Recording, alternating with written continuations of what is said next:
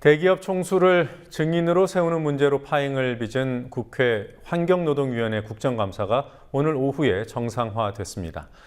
증인 문제와 관련해서 합의가 나와서가 아닙니다. 새정치민주연합이 새누리당의 고집을 결국 꺾지 못했기 때문입니다. 한때 친박 핵심이었던 새누리당 유승민 의원은 청와대에 대한 신랄한 비판을 연일 쏟아내고 있습니다. 개헌 논의에 간섭하지 말라는 비박계 의원들의 발언도 오늘 이어졌습니다. 정치권 취재하고 있는 취재 PD 연결합니다. 곽보아 PD. 네, 곽보아입니다. 여당이 기업인 증인 채택에 반대해서 파행을 빚었던 환노위 국정감사.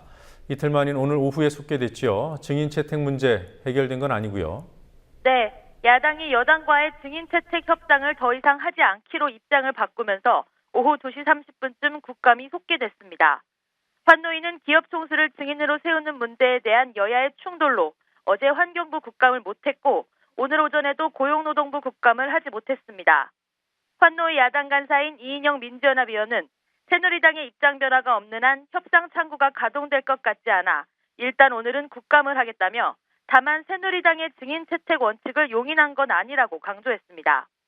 환노위는 오전에 모이긴 했습니다만 야당의 기업인 증인 채택 요구에 대해 여당 측이 총수들이 왜 나와야 하는지 합리적인 기준이 없고 상식적으로 납득이 안 된다며 한바탕 신경전을 벌인 후 정회됐습니다.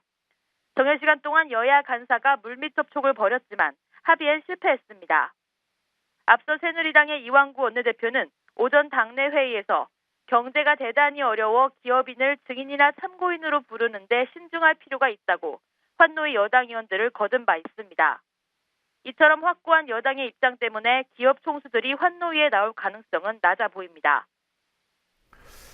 자, 그럼 새누리당이 채택에 반대하고 있는 증인들이 구체적으로 누군지, 또 야당은 왜 이 사람들을 증인으로 세워야 한다고 주장하는 것인지 정리를 좀 해보도록 하죠. 한 사람 한 사람 볼까요? 네, 환노위 소속 야당 의원들은 이른바 빅3 총수를 포함한 증인 36명의 출석 신청서를 제출한 상태입니다.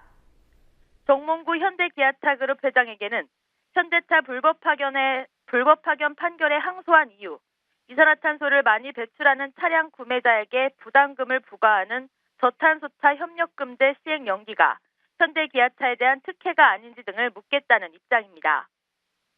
이재용 삼성전자 부회장에 대해서는 삼성전자 서비스의 다단계 하도급 인력 운영 시스템에 대해 삼성그룹 차원의 개입과 인지가 있었다는 정황을 묻는다는 이유로 증인 채택을 요청했습니다. 신동빈 롯데그룹 회장에 대해서는 제2 롯데월드 건설 과정에서 발생한 산업재해에서 사측의 안전조치가 적절했는지를 따져보겠다는 입장입니다. 최길선 현대중공업 회장을 부르려는 이유는 최근 이어진 조선손해 산재 사고 때문입니다. 황창규 KT 회장에게는 지난 5월 있었던 8천여 명의 희망퇴직이 사실은 정리해고였다는 의혹에 대해 질의한다는 입장입니다. 권호준 포스코 회장에겐 강릉의 포스코 마그네슘 대령 공장에서 작년 6월 발생한 페놀 유출 사고에 대한 조치가 적절했는지를 물을 예정입니다. 한때는 박근혜 대통령의 최측근이었다가 지금은 좀 거리를 두고 있죠. 새누리당의 유승민 의원.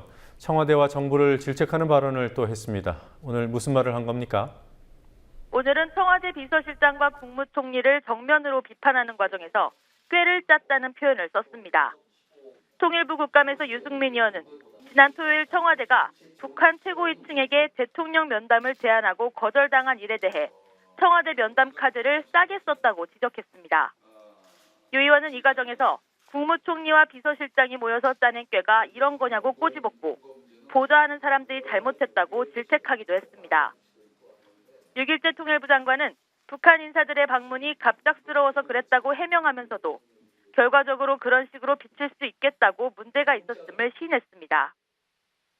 유승민 의원은 어제 외교부 국감에서도 박 대통령이 방미 기간 중 한국이 중국에 경도됐다는 건 오해라는 내용의 사전 보도자료를 냈지만 실제로는 해당 발언을 대통령이 생략했던 일을 거론하며 청와대 참모진을 청와대 얼라들이라고 지칭했습니다. 오늘 안전행정위에서는 소방방재청에 대한 국감이 진행됐더군요. 소방공무원들을 지방직 공무원에서 국가직으로 바꾸는 문제가 거론이 됐겠군요. 네, 여야 의원들 모두 소방관의 국가직 전환 필요성을 강조하고 정부가 적극적으로 나설 것을 요구했습니다. 강기훈 새누리당 의원은 소방 공무원들이 지방직에서 국가직으로 신분 전환을 요구하는 뜻은 지휘체계의 일원화, 예산 안정화, 소방 장비 개선을 바라는 마음이라며 소방방재청은 정책적인 뒷받침을 하지 않았다고 정부 측을 질타했습니다. 주승용 민주연합 의원은 국가직 전환의 이유로 지역 간 서비스 격차 해소를 들며 지자체의 재정 여건에 따라 장비 확보에 격차가 생기고 국민 안전에 지역별 불평등이 발생한다며 정부 차원의 대책을 마련하라고 요구했습니다. 여야 의원들이 거의 한 목소리로 이런 요구를 했는데도 남상호 소방방재청장은 소극적인 대답으로 일관하며 명확한 의사를 밝히지 않아 의원들의 질타를 받았습니다. 한편 소방방재청의 위상과 관련해 여당은 소방방재청과 해경을 폐지하고 그 기능을 신설되는 국가안전처로 흡수 통합한다는 정부의 정부조직법 개정안을 강조했고, 반면 야당은 가칭 국민안전부를 만들어 그 외청으로 소방방재청과 해경을 둬야 한다는 입장을 내놨습니다. 이제 새정치민주연합 원내대표 선출이 하루 남았습니다. 내일 이루어지죠. 4명의 후보들이 단일 후보로 합의 추대하자 이런 논의들을 하고 있는 것 같아요. 의견이 좀 좁혀졌습니까? 네, 원내대표 선거가 계파 갈등만 키워선 안 된다는 주장이 명분을 갖고 있기 때문에 단일 후보로 합의 추대하자는 논의를 하곤 있지만 누구를 추대할지 접점을 찾지 못해 경선 가능성이 커지고 있습니다. 범주리인 우윤근, 이목희 의원과 비노 중도파인 이종걸, 주승용 의원은 어제 저녁 1시간 20여 분간 비공개로 만나 합의 추대가 바람직하는 의견에 공감했지만 결론은 못 내렸습니다. 우윤근, 이목희 의원은 원내대표 선거와 비대위원 추가 구성은 별개의 문제라는 입장을 보인 것으로 알려졌습니다. 즉, 비주류를 대표하는 비대위원은 추가로 임명하면 되지 비주류가 원내대표를 맡음으로써 비대위원에 진입하는 길만 있지는 않다는 의미로 결국 본인들이 원내대표직을 양보할 의사가 없다는 뜻으로 풀이됩니다. 두 의원이 양보하지 않을 경우 경선엔 참여하지 않겠다고 선언한 주승용 의원을 제외하고 우윤근, 이목희, 이종걸 의원의 3파전이 이뤄질 가능성이 높습니다. 개헌 논의는 경제의 블랙홀이다. 박근혜 대통령의 개헌과 관련해서 한 말이죠. 자, 이에 대해서 반대 입장을 밝힌 건데요. 그렇지만 여권 내에서 주요 인사들이 대통령의 반기를 드는 듯한 모습입니다. 오늘 어떤 발언들이 나왔습니까? 네, 비박의 이재호 새누리당 의원이 오늘까지 3일 연속으로 대통령을 향한 대립각을 세웠습니다. 오늘은 CBS 라디오에 나와 행정부가 간섭 차원에서 하라든지 말하든지 이렇게 할 수는 없다며 이번 정기국회 안에 개헌 논의를 위한 특위를 만들어야 한다고 주장했습니다.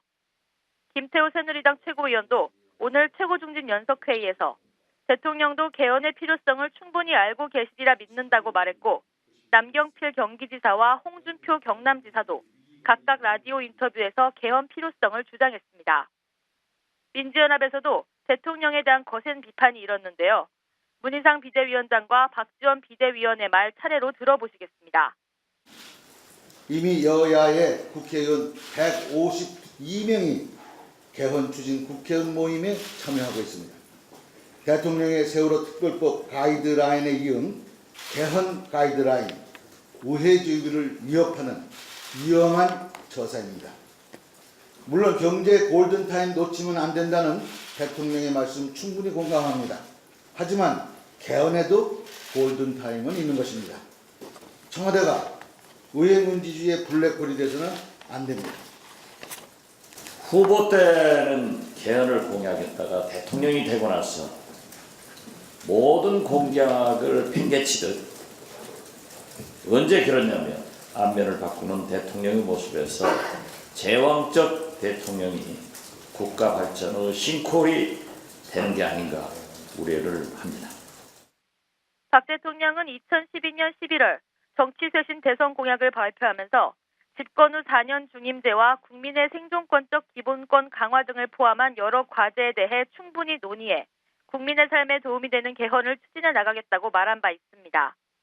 지금까지 국민TV 뉴스 곽보아입니다.